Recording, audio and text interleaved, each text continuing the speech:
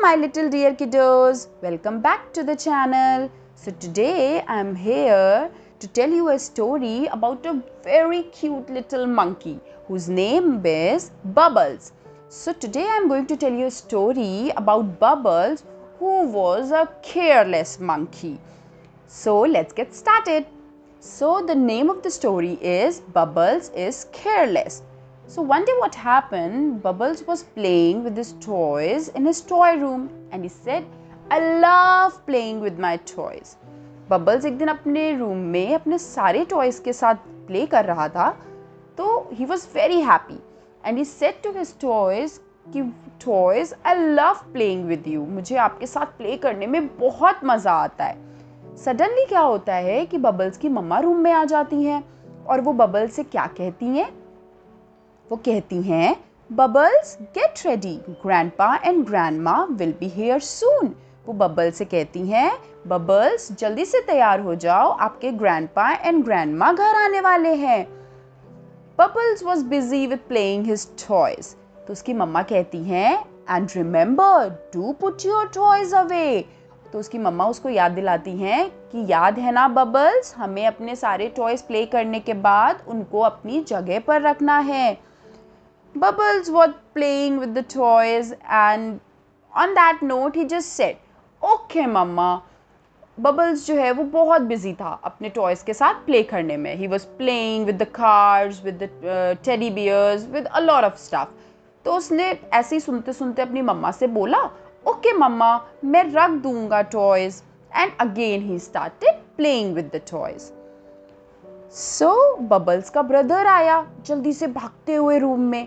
उसने बबल्स से क्या कहा? बबल्स, इट्स कार्टून टाइम, चलो हम टीवी देखते हैं, हमारा कार्टून का टाइम हो गया. बबल्स तो टॉयज खेल रहा था. उसने एकदम से अपने भाई की आवाज़ सुनी और वो सारे टॉयज वहीं पे छोड़ के भागा और बोला, या वेट फॉर मी जोई. और उसने क्या कहा? यस आई रिमेंबर, मुझे याद है, वेट फॉर मी जोई. जोई कौन था? जोई बबल्स का बिग ब्रदर था. तो उसने बोला, हाँ मुझे याद है, मैं अभी आता हूँ तुम्हारे साथ जोई. एंड वो अपने सारे टॉयज वहीं पे छोड़ के चला गया टीवी देखने. सडनली वहाँ पे उनके डोर पे रिंग बजा, टिंग टोंग टिंग टोंग. तभी उनकी मम्मा ने कहा, hey that must be grandpa and grandma.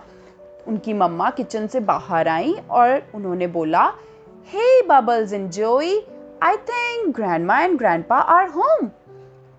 और बबल्स और जोई बहुत हैप्पी हो गए. सडनली उन्होंने डोर खोला उनकी मम्मा ने और उनकी मम्मा ने दादी और दादू को वेलकम किया. जैसे ही जोई और बबल्स ने दादी दादू को देखा, उन्होंने कहा, hello grandpa, hello grandma, how are you, आप कैसे हो. तभी ग्रैंडमा और ग्रैंडपा ने उनको कहा, wow it's so nice to see you. और उनकी ग्रैंडमा बोली, आप लोगों से मिलके मुझे बहुत अच्छा लगा. जैसा कि बबल्स और जोई ने भी कहा कि it's so nice to see you grandma. सबको एक दूसरे से मिलके बहुत खुशी हुई. तभी बबल्स और जोई ग्रैंडपा ग्रैंडमा को हाथ पकड़ते हुए ले गए और बोला, come and play with us grandpa. आइए ना ग्रैंडपा, हमारे साथ भी खेलिए. तभी अचानक से क्या हुआ?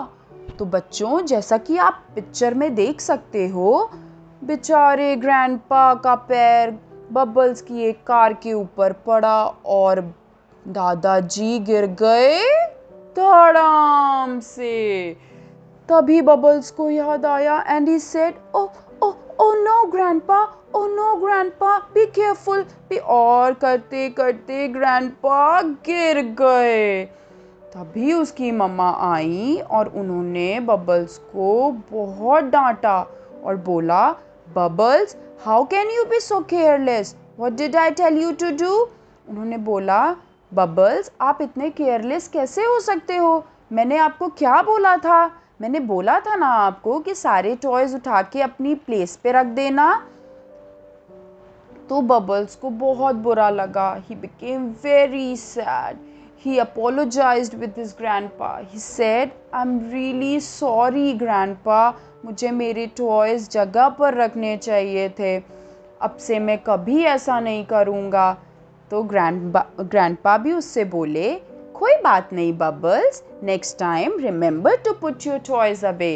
ग्रैंडपा ने बोला, कोई बात नहीं बबल्स, बच्चों ही से तो शैतानी होती है, नेक्स्ट टाइम से आप अपने टॉयज़ अपनी जगह पर रखना ताकि उससे किसी को भी चोट ना लगे।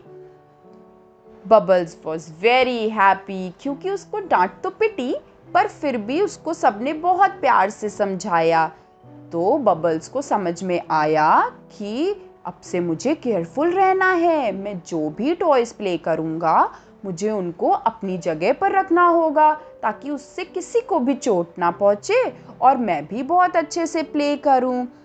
So my little kiddos, this was the story about a small little monkey Bubbles who was a bit careless about putting his toys.